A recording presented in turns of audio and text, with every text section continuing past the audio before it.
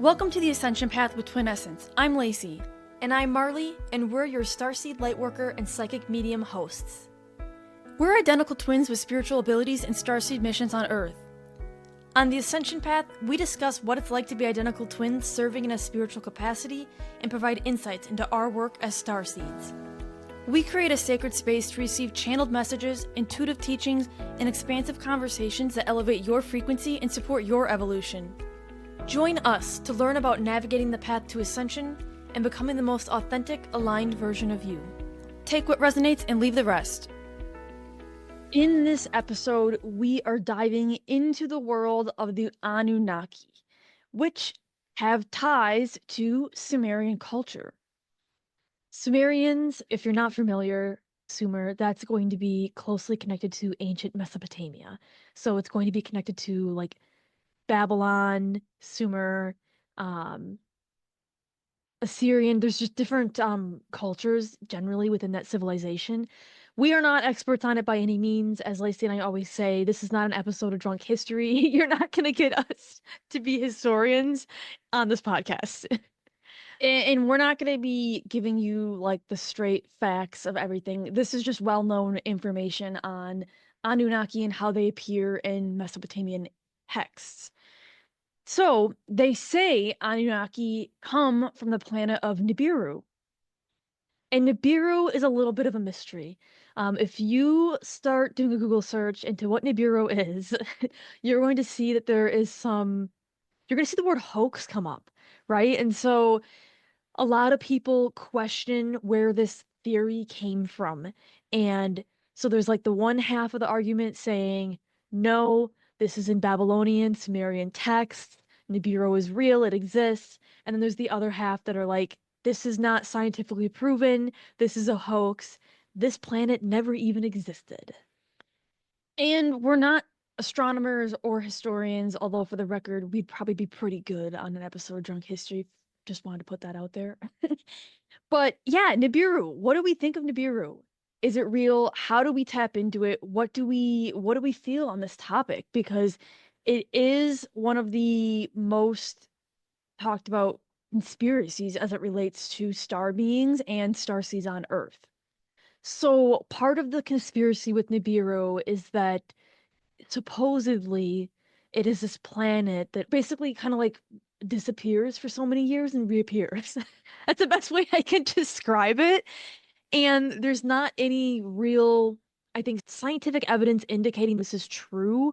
I believe if you actually dig into like Babylonian and Sumerian text, there is evidence that the word Nibiru does refer to like certain astronomical transits, I guess is the best way I'll describe it. It's not astrology, but I would say astronomical transits, like relating to Jupiter and this crossing, and when planets are crossing over other ones.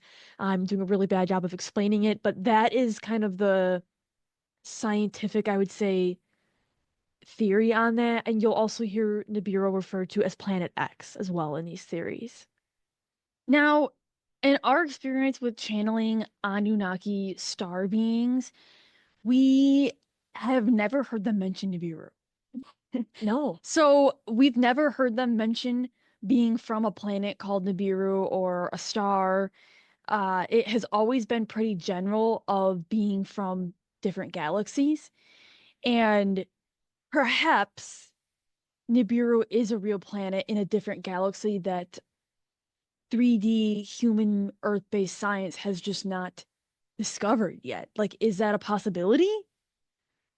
And it does feel like it's the same idea of like, just because it's not scientifically proven in the 3D does not mean it's not real. So for Lacey and I, we've never received a transmission on that. That doesn't mean it's not real though. Other people may have received transmissions on that. We just haven't in our experience connecting to Annunaki star beings. So, I mean, I think there's some potential there. That's how I feel about it. But at the same time, it's not something that we've channeled before.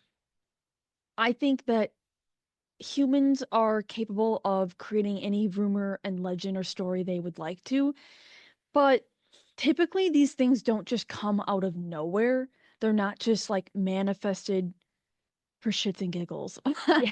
So, what actually, the example that's coming through right now as we're discussing it is related to the Fae, Mm. because there are all of these Scottish and Irish folklore regarding the Fae, and it reminds me a little bit of changelings as well. If you ever heard of changelings in Irish culture, they are You, basically the fairies steal, yeah, a human child, or the fairies have a child with a human. Yes, essentially like this half human, half fae person. And, these stories don't just come out of nowhere. I mean, I suppose you could say, oh, they're just created to scare kids or something, but there's typically like reasons for it. And it reminds me of individuals who are very well versed in like fae and that kind of folklore and the potential historical facts behind it that maybe we don't have record of anymore. It's almost like it goes back to that mythology concept too. Like oftentimes mythology, there's some truth to that. In different dimensions or different realms, like there is truth to mythology. And so when we talk about the Anunnaki and Nibiru even, Anunnaki, this concept of Sumerian culture, Sumerian gods, and what the Anunnaki are associated with, it also has been known to be linked to Mesopotamian mythology. So it would make sense that if there is a connection to mythology that's coming from somewhere, I feel it usually is the energetic transmission from somewhere. Yeah, and when you Google Anunnaki, they quite literally say the name came from An, the god of the sky. But it reminds me also of like Greek mythology and the yes. different gods and goddesses over there and how they would be used to tell lessons or stories about like the sun and the stars or where the Greek islands came from. And while it's great in theory, we know from our channelings that there are different star beings that walked the earth during ancient Egyptian times, for example. So we do Yes. know star beings have this history of appearing on Earth during certain civilizations or periods of time to help advance technologies and human growth. So, is it really that far-fetched to believe that the Anunnaki, being written into human earthbound text as Sumerian gods, if you will, did actually exist and walk the earth at one point? In some form, some energetic form.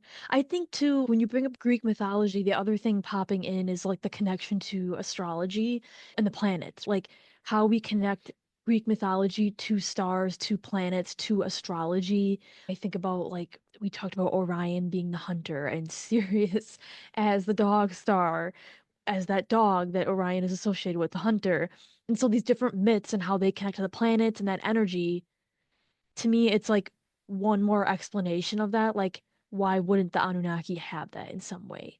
It would make sense. It's just through Mesopotamian myth versus Greek myths, maybe. It also just pulls me into that concept of different galaxies too, or different dimensions.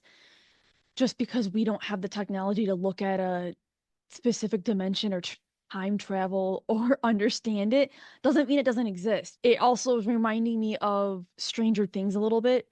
And Mm-hmm. spoiler alert for anyone who hasn't finished Stranger Things, just to give you that warning, where they actually explain the wormhole and the different dimensions, what created the upside down versus the wormhole, and how Vecna is trying to collapse the dimensions into one and combine them. And it makes a lot of sense. All those people in Stranger Things, like in the world of Stranger Things, are walking around, have no idea there's this other dimension that you can actually travel to. Like, that's the same thing with the different densities and the different star beings. Like, it's possible there's just a different dimension or a different galaxy in which this exists that we don't have the human language for. And yet another pop culture depiction of Ascension, right? It's actually integration.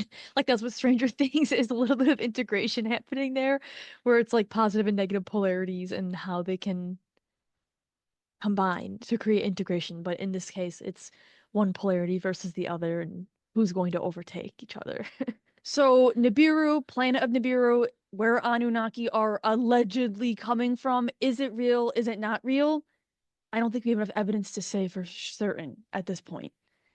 No, not at this point, and it's not coming through in our transmissions or experience channeling them. But we keep an open mind because it doesn't mean that it's not real based on everything that we just outlined. I want to talk a little bit about this concept of gods and goddesses, like we've been mentioning, because this is often something that clients bring up to us.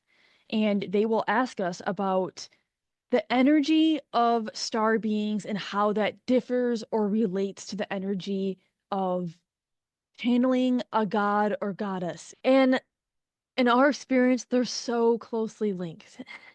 Honestly, it is super common to, I would say, misinterpret star being energy for a god or goddess energy, or see them both kind of when one starts coming into your field, the other one does as well. That is super common. There actually are galactic gods and goddesses. I'm going to call it that. Galactic gods and goddesses. That's what's coming through.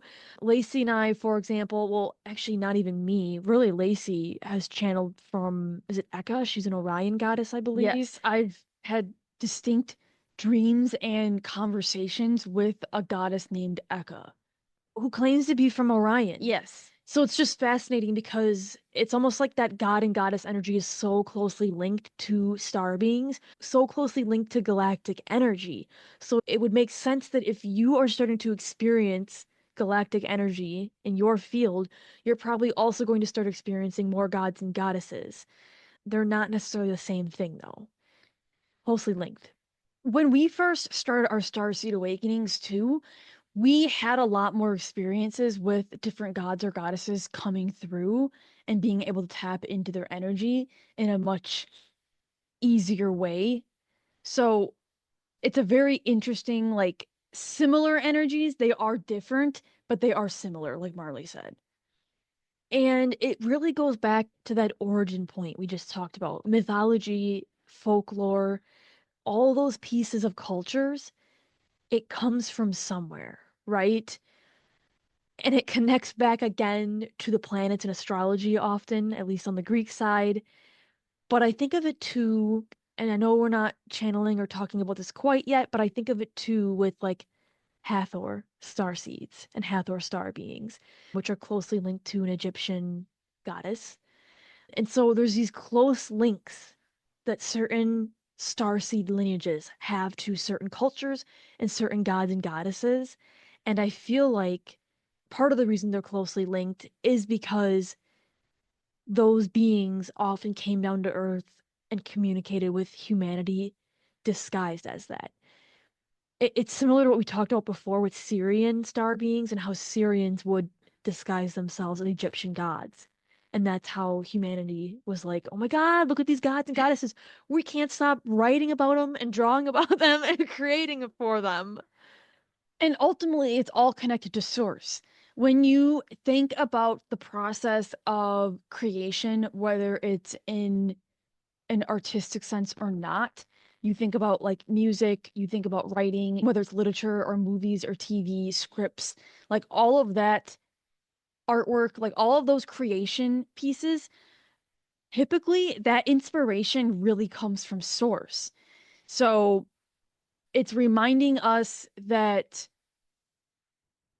we're wonderful 3D creatures that live and exist on Earth, but we are connected to Source more than anything, and these star beings come from Source. So even stories like we mentioned, Stranger Things or Star Wars, things like that, they oftentimes are these really creative stories that an individual has written, but where do you think they got that from? 3D people would say, oh, it's just them being creative, telling a story for leisure. Imagination. But I would argue that that's actually them being able to tap into their cosmic DNA and origins, and they're pulling that imprint and that lesson and the themes within it from source itself. So is it really that far-fetched to think that there are stories out there that are actually connected to someone's cosmic lineage? I mean, it is an imprint, right? It is, we see humanity echoing it in history. I know we've talked about this before. I think it came up with Orion in the historical references that the Orion beings were pulling through for us. I remember bringing up like Les Mis and different revolutions happening. Like these are all echoes, I believe, echoes of those galactic imprints from their origins. from humans' cosmic origins and the different experiences that we've had in other lifetimes as star beings, as cosmic beings. Yes, because we've gone through Earth's inception and we know we didn't just one day appear on Earth. Like came from somewhere. The other thing they bring up is this connection of when we do talk about the link between gods and goddesses and star beings disguising themselves as gods and goddesses. Think of how comfortable you feel as a human at different points in history to see a god or goddess. Like, that's a very comfortable way for a star being to interact with humans versus, I don't know, scaring somebody and showing up maybe in a different form or showing up in a form that's maybe not human. I think humanity has a history of getting freaked out when something doesn't look like them or when they can't see something or when they can't understand something. So I think that is a way that we see star beings throughout history and throughout different civilizations appearing in a way that they know is going to be the path of least resistance for humanity to receive the message or the transmission. Can you literally imagine a spaceship or multiple spaceships like landing in an ancient civilization and just like the technology gap and Yeah. how that would scare people? It would be really extremely difficult for them to actually comprehend that. And there may even be some ancient cultures that have depictions of star beings coming down to Earth. But getting into the Anunnaki physical traits and personality traits and how we experience the Anunnaki as well as their star seeds that are currently on Earth. So, as Lacey and I always say, when we're channeling star beings, the first thing we're going to see is color. That's just how it works for us. And the Anunnaki are really a rich gold. They are metallic, I would say. They come through as iron. That's the word coming to my mind right now, too. And that's because um, they have a very like for lack of a better phrase, like a divine masculine energy in that they take control. They are stubborn and they have a very a powerful dominant presence. Yes, definitely masculine in my opinion, and I feel they are very warrior-like as well, but it's not in an aggressive or intimidating way. It's in more of a protective way, but there are very strict boundaries in which they will tolerate certain things and before they might take action, if that makes sense. I see them as very gold as well in energy. I see them being very masculine in figure and shape, very like bulky and strong. I often see them wearing armor of sorts. Me too. Sometimes reminds me a little bit of like Roman Yes. Yes. warriors or like in the Colosseum, they wore those, I don't know what they're called, but they remind me of a skirt. They look like skirts. I don't know what That's to call how it. I see it as well. Like a chest piece. I often see them wearing headpieces that have horns on the headpieces. Yes. Not always, but sometimes there's horns or sharper like things on the headpieces. Um, and it comes off very mythical indeed, probably. The other thing is, even when I talk about having like that divine masculine and that dominant energy, it's not out of aggression and it's not out of like intimidation, but it's more of um a level of certainty and a level of self-assurance, maybe is the word I'll use, of how they present themselves. Like they very much are clear in who they are, and they're very clear about their approach, versus like an Orion being, when we talk about Orion warriors, they're going to be more of that rebellious, that rising through the ranks, like whatever it takes for the group. And then like the Lyran warrior side is more of that um of course I keep saying we're gonna go through the middle and hit them where it hurts. I always think and say that about Lyrans. It's just an example I use for Lyrans, meaning that their warrior side is very fiery, it's very feisty, and it's very confident. Maybe that's the word I'll use. Um, So going, so you can see kind of these differentiations of these different kind of st galactic warrior energies and how they come through. And they each have a little bit of differences in them. So that's what I mean when I talk about Anunnaki as that warrior type. It's a certainty, it's an assurance, it's like a quiet confidence. When we start to look at their seeds on Earth and the traits that they carry, they do carry a lot of that stubbornness. Yes. We also see them often, I don't want to say struggle with power, but I don't know what else to call it. Like inner power. Yes, they often will go through more lessons in connecting to their inner power, and that is part of them experiencing duality because they're used to being very powerful beings, but they also want you, when you come to Earth, to be able to experience the opposite parts of that, to understand how one actually connects to that power. It comes very natural to a star being, but for a star seed that's incarnated, it's not as natural, right? You don't typically just have power come out of nowhere. You typically have to develop that sense of power and understanding your own strength, where it comes from, how you adapt and how you maintain resiliency.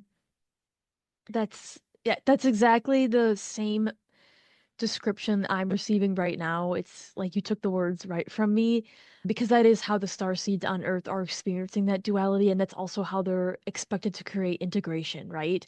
If they came into this completely in the energy of the star being form, then there's going to be little room for integration there.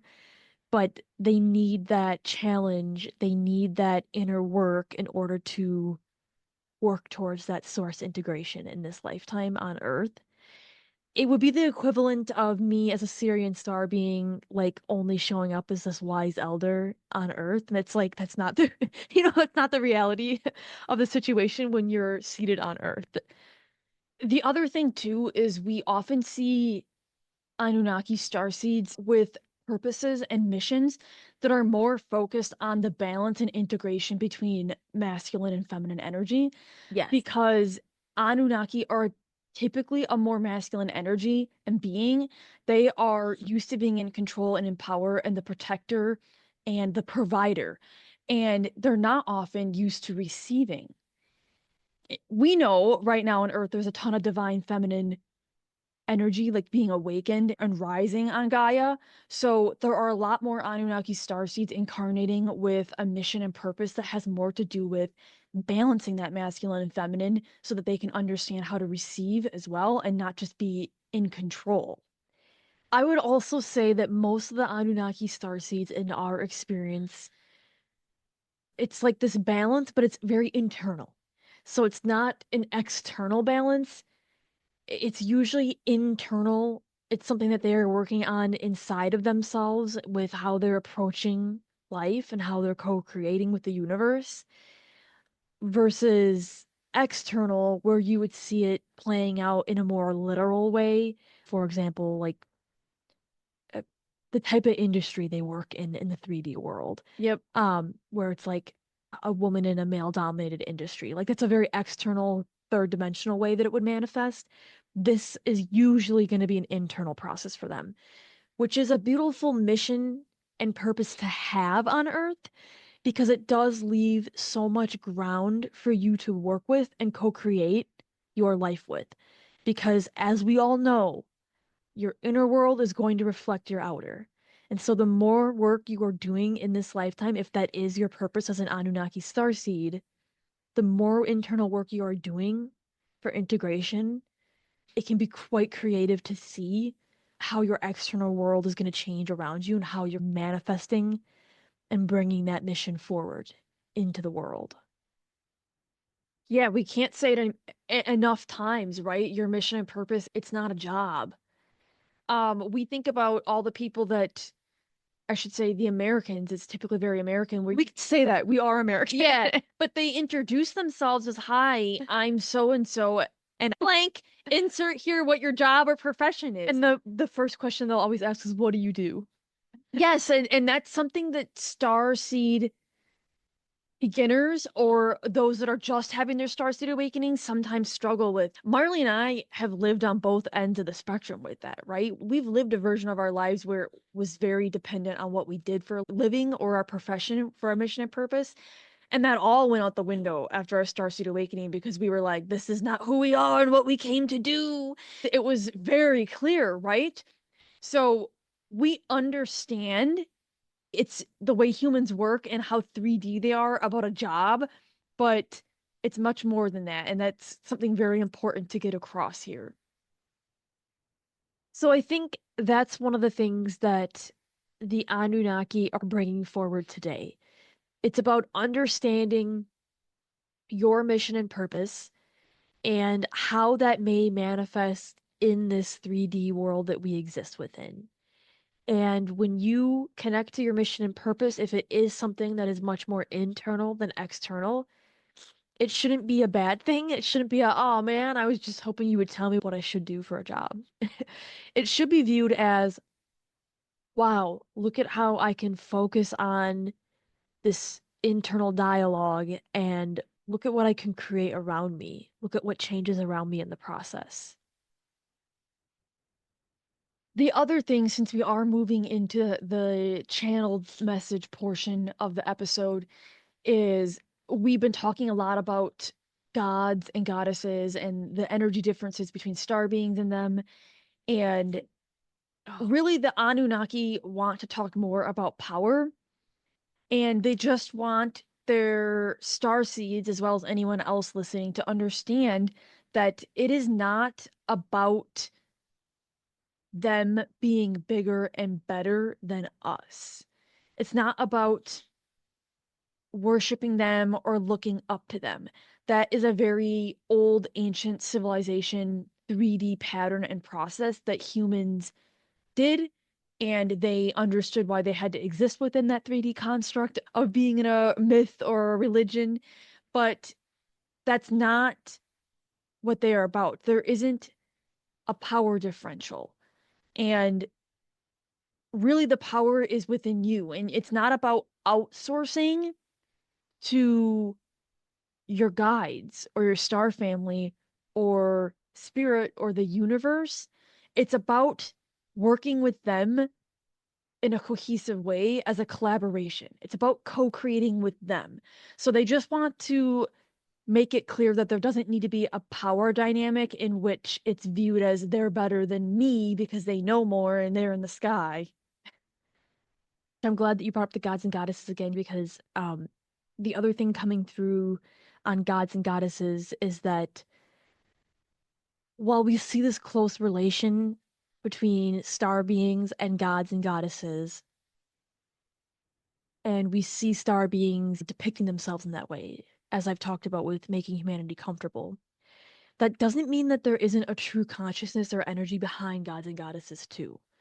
There is still a level of energy and consciousness behind gods and goddesses if you choose to connect with them and if they do appear to you, like the example with Eka contacting Lacey in her dreams. So even though we see that close link, it doesn't mean that we're invalidating all the experiences you've had with gods and goddesses. Like, there is consciousness behind it. There's consciousness behind most things. I mean, everything is from source. Like, all of us are created in that way. So they're just wanting to make that distinction that even though we see those links and we see how maybe they've appeared in the past to civilizations, it doesn't mean that there's not still a level of consciousness behind those beings.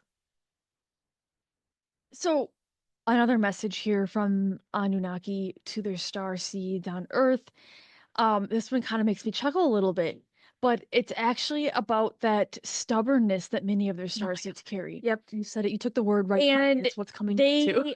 Are bringing through that it's okay to ask for help, and not everything has to be done in your way on your timeline. They are very aware that their seeds, as well as their race, if you will, tend to be in control, tend to be in the driver's seat. And they want you to understand that you don't always have to be steering the ship. It's about co-creating. So sometimes it's okay to put on autopilot and let the universe do its thing and respond to the changes and things that you're making and doing. And one of those things that they often see get in the way of their starseeds is their pride and their stubbornness because they don't want to ask for help. They think they know the right way to do things. And you do a lot of great ways to do things, but it sometimes is limiting and it inhibits you from learning and growing and making connections because you're a little bit stuck in your ways. The other thing related to that, because of course they're bringing up stubbornness, it is about collaboration and how you work with others.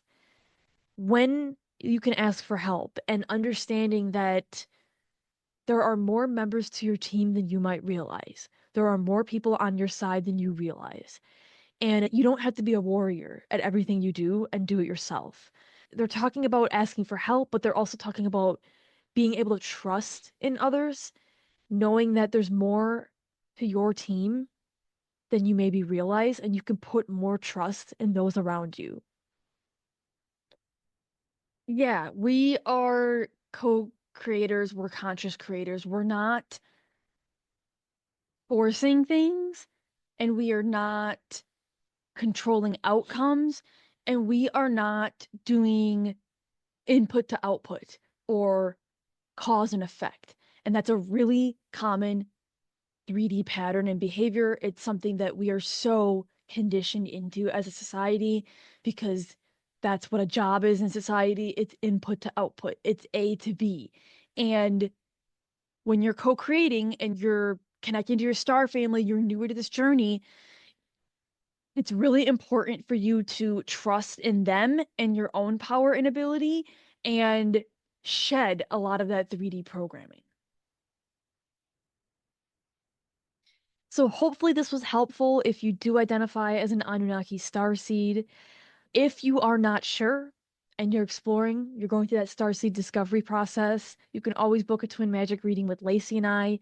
We will dive into your star family. It may be more than one being coming through, depends on the individual and what they're going through. We also dive into mission and purpose in these sessions, helping you connect to your star family and understand what's being brought forward in this incarnation for your mission and purpose. And then, of course, we go through Ascension and alignment work as well in the later half of the session. So you can head to our website if you're interested in exploring that further. Since we talked so much about gods and goddesses in this episode, let us know in the comments what gods or goddesses have come to you and connect with your energy.